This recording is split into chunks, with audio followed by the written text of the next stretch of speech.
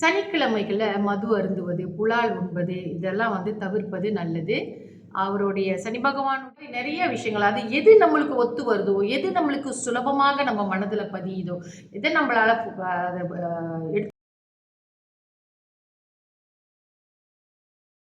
என் இனிமையான காலை வணக்கங்கள். சனிக்கிழமைகள்ல மது அருந்துவது, புலால் உண்பது இதெல்லாம் தவிர்ப்பது நல்லது. அவருடைய சனி பகவானுடைய அருளாசி நமக்கு கிடைக்க வேண்டும் என்றால் நிச்சயமாக இப்படிப்பட்ட காரியங்களை தவிர்த்துவிட்டு அவருக்கு செய்ய வேண்டிய பரிகாரங்களை செய்யுங்கள். தொடர்ந்து நம்ம இன்றைய பஞ்சாங்கம் பார்ப்போம். இன்றைய தேதி 8ஆம் தேதி 7ஆம் மாதம் 2026 புதன்கிழமை, தமிழ் மாதம் ஆணி. இன்றைய சூரிய உதயம் 7:09க்கு, சூரிய அஸ்தமனம் 7:21க்கு. இன்றைய திதி தேய்பிறை அஷ்டமி. தேய்பிறை அஷ்டமி முடியும் நேரம் இன்று மதியம் 2:52க்கு. அதன் பிறகு நவமி. நட்சத்திரம் ரேவதி. முடியும் நேரம் இன்று மாலை 6:30க்கு. அதன் பிறகு அஸ்வினி ஆரம்பமாகும். இன்றைய யோகம் மரண யோகம். நல்ல நேரம் காலை 7:09 8:41 வரை. அதன் பிறகு காலை 10:13 11:15 வரை. மதியம் 2:50 4:22 வரை. மாலை வேளையில் 5:24 6:25 வரை. ராகு கால நேரம் மதியம் 1:18 2:50 வரை. யமகண்ட நேரம் காலை 8:41 10:13 வரை. கூலிகன் காலை 11:45 மதியம் 1:18 வரை. சந்திராஸ்தம ராசி சிம்மராசி அன்பர்களுக்கு இன்று சந்திராஸ்தமம். இவர்களுக்கு சந்திராசிரமம் 6:30க்கு முடிவடைந்து அதே வேளையில் கன்னிராசி அன்பர்களுக்கு ஆரம்பமாகும். இன்றைய ராசி பலன் பார்ப்போம். மேஷ ராசிக்கு வெற்றி, ரிஷப ராசிக்கு நிம்மதி, மிதுன ராசிக்கு புகழ், கடக ராசிக்கு பயம், சிம்ம ராசிக்கு வரவு, கன்னி ராசிக்கு நலம், துலாம் ராசிக்கு உற்சாகம், விருச்சிக ராசிக்கு சலனம், தனுசு ராசிக்கு ஆக்கம், மகர ராசிக்கு எதிர்ப்பு, கும்பராசிக்கு போட்டி, மீன ராசிக்கு பக்தி. தொடர்ந்து நம்ம சுப ஓரைகள் பார்ப்போம். இன்றைய சுப ஓரை முதலில் புதன் ஓரை. புதன் ஓரை காலை 7:09 8:10 வரை. சந்திர ஓரை காலை 8:10 9:12 வரை.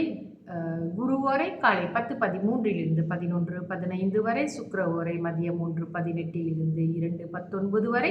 புதன் ஓரை மதியம் 2:19 3:21 வரை. சந்திர ஓரை மதியம் 3:21 மாலை 4:22 வரை. குரு ஓரை மாலை 5:24 6:25 வரை. இந்த சுப உரைகளை பற்றி என்னுடைய வீடியோவில் பேசியிருக்கிறேன். இருந்தாலும் இந்த பஞ்சாங்க வீடியோக்களில் இன்னும் கொஞ்சம் தெளிவாக சொல்லலான்னு இருக்கேன். ஏன்னா ரொம்ப பேருக்கு இந்த ஓரைகளை பற்றி ரொம்ப தெரியல. இந்த ஓரைகள் நம்ம ஏன் அந்த ஒவ்வொரு நாளும் நம்ம அமிர்தாதி யோகங்களை பற்றி பேசுகிறோம், நல்ல நேரத்தை பற்றி சொல்கிறோம், ராகு காலம், யமகண்டம், இந்த மாதிரி எல்லாம் நிறைய விஷயங்கள் நம்ம சொல்லிட்டு இருந்தாலும் கூட பொதுவாக இந்த யமகண்டம், ராகு காலம், கூலிகன் இந்த நேரங்களை எல்லாம் ஒதுக்கி நல்ல நேரம் என்று தனியாக குறிப்பிட்டிருக்கிறோம். அப்புறம் அமிர்தாதி யோகம், இன்று அமிர்த யோகம், இன்று சித்த யோகம் என்றெல்லாம் நம்ம சொல்கிறோம் இல்லையா. மரண யோகம் என்று 3 யோகங்களை பற்றி பேசுகின்றோம். இது எல்லாமே நம்மளுடைய காரியங்களை சிறப்பான நேரங்களில் நம்ம செய்து கொண்டு வாழ்க்கையில் மென்மேலும் வெற்றி அடைய வேண்டும் என்பதற்காக நம்ம சித்தர்கள் நமக்காக ஒதுக்கி வைத்திருக்கிறார்கள். மட்டும் இல்லாமல் இந்த ஒவ்வொரு கிரகங்களும் ஒவ்வொரு நாளுக்கு ஒரு ஆளுமை செய்து கொண்டிருக்கும். அதாவது இன்று புதன்கிழமை அல்லவா, இன்று புதன்கிழமை ஆளும் கிரகம் புதன். அந்த ஆளும் கிரகத்தின் ஓரை முதலாக அதாவது ஒவ்வொரு நாளும் 24 மணி நேரத்திற்கு ஒவ்வொரு கிரகங்களின் ஓரைகள் 1 மணி நேரம் நமக்கு இருக்கும். அது சூரிய உதயத்திலிருந்து நம்ம கணக்கு பண்ணிக்கணும். அந்த வகையில் இப்போ என்ன கிழமையோ அன்று யார் ஆளும் கிரகமோ அவரோட ஓரை அந்த சூரிய உதயத்தின் போது ஆரம்பமாகும். அதுலேருந்து நீங்கள் ஒரு அவர் கணக்கு பண்ணிக்கணும். ஆனாலும் என்னுடைய பஞ்சாங்க வீடியோக்களில் நான் சுப ஓரைகளுடைய நேரங்களை மட்டுமே நான் குறிப்பிடுகிறேன். ஆனால் நம்மளுக்கு 7 கிரகங்கள் இருக்கின்றன அல்லவா.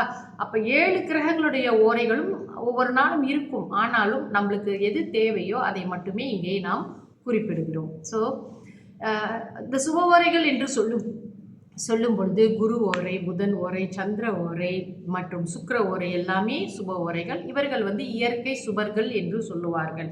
அதே போல இயற்கையாகவே அசுபர்கள் என்று கிரகங்களும் இருக்கிறது. அதாவது சனி, செவ்வாய் மற்றும் சூரியன் இவர்களெல்லாம் அசுர வேகத்தை போல வேலை செய்யக்கூடியவர்கள். இந்த ஓரைகள் என்ற பகுதியில் வந்து நம்ம வந்து ராகு கேதுகளை நாம் சேர்க்க மாட்டோம். ஏனென்றால் இவர்கள் வந்து சாயா கிரகங்கள், அதாவது நிழல் கிரகங்கள் இருப்பதனாலே நம்ம வந்து 7 கிரகங்களை மட்டுமே நம்ம இந்த ஓரை கணக்கில் எடுத்துக்கணும். அதை நம்ம புரிஞ்சுக்கணும். அது கூட நம்ம பூமியிலிருந்து நம்ம சூரியனிலிருந்து எவ்வளோ தூரம் இந்த கிரகங்கள் இருக்கிறார்கள் என்று வைத்துக்கொண்டு எது முதல் ஓரை எது அடுத்த ஓரை என்று கணக்கிட்டு நம்மளுக்கு குறிப்பிட்டிருக்கிறார்கள் நம்மளுடைய சித்தர்கள். இந்த ஓரைகளை பயன்படுத்தி கொண்டு எதுவுமே பார்க்க தெரியாதவர்கள் இந்த கணக்கு வச்சுக்கிட்டாங்கன்னா சூரிய உதயத்தில் இருந்து நம்ம ஊரில் எத்தனை மணிக்கு சூரிய உதயமோ அதுலேருந்து ஓரை இந்த கிழமை, அதாவது திங்கள் கிழமை என்றால் முதலில் சந்திர ஓரை அப்படின்னு அப்புறம் வரிசையாக அப்படியே நீங்கள் இந்த ஓரை கணக்கை பார்க்கும் பொழுது ஒவ்வொரு தடவையும் இந்த பஞ்சாங்கத்தை நீங்கள் பார்க்கும்போது உங்களுக்கு தெரிஞ்சிடும் இதுதான் அடுத்த ஓரை இதுதான் அடுத்த ஓரை. சில சமயங்களில் சில ஓரைகள் வந்து சந்திர ஓரை புதன் ஓரை குரு ஓரை அப்படி வரிசையாக கூட வந்துடும் அந்த மாதிரி. ஆனால் இது அப்படியே வாய்ப்பாடு போல் அப்படியே வந்து கொண்டு இருக்கும். இதை வந்து பயிற்சி பண்ணி பார்ப்பவர்களுக்கு மனப்பாடமாக ஆயிரும். இது தொடர்ந்து இது கவனிச்சுட்டு வந்தோம்னா இந்த ஓரைகளை குறிப்பெடுத்து கொண்டு இந்த நாட்களில் அதாவது இந்தந்த ஓரைகளில் இந்தந்த காரியங்கள் செய்தால் நமக்கு ஒரு நல்ல பலன் கிடைக்கும் என்பதை அவர்கள் நமக்கு சொல்லி கொடுத்துருக்கிறாங்க இல்லையா. இதெல்லாம் நம்ம பயன்படுத்த எத்தனையோ விதங்கள், அதாவது ஜோதிட சாஸ்திரத்தில் எத்தனையோ நல்ல காரியங்களை செய்து கொள்வதற்கு நம்மளை மென்மேலும் பலப்படுத்தி கொள்வதற்கு எல்லாமே காரியங்களை வெற்றிகரமாக நகர்த்தி கொண்டு போவதற்கு பல விஷயங்கள் நம்மளுக்கு கொடுத்துருக்காங்க. கௌரி பஞ்சாங்கம் இருக்குது, இந்த மாதிரி நிறைய விஷயங்கள். அது எது நம்மளுக்கு ஒத்து வருதோ எது நம்மளுக்கு சுலபமாக நம்ம மனதில் பதியுதோ எதை நம்மளால் எடுத்து செய்ய முடியுமோ அந்த விஷயங்களை பாவித்து கொள்ள முடியுமோ அதை நீங்கள் செஞ்சுக்கலாம். அது வகையில் இந்த ஓரையும் ஒன்று.